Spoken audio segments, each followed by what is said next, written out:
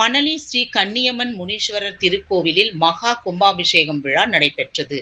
சென்னை மாநகராட்சி திருவொற்றியூர் தொகுதி 2வது மண்டலம் 20வது வார்டு மணலி பெரியதோப்பு கிராமம் வ.உ.சி.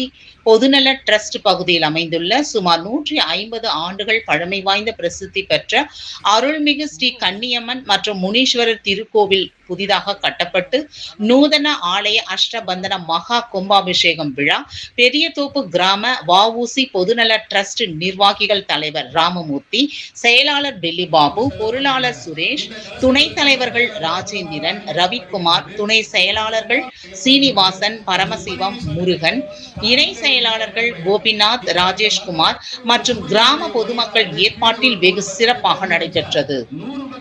நிகழ்ச்சியில் விக்னேஸ்வர பூஜை, கோ பூஜை, தன பூஜை, சங்கல்பம், கணபதி ஹோமம், லட்சுமி ஹோமம், நவகிரக ஹோமம், பூர்ணகிதி, வாஸ்து சாந்தி, பிரவேச பலி, அங்குரார்ப்பணம், ரக்ஷா பந்தனம், கும்ப அலங்காரம், யாகசாலை பிரவேசம், துவாரா பூஜை, வடுக பூஜை, ககன்யா பூஜை, சுவாசினி பூஜை, பிம்ப சுத்தி முதல் 2 கால யாகசாலை பூஜை உள்ளிட்ட பல்வேறு பூஜைகள், ஹோமங்கள் நடைபெற்றது.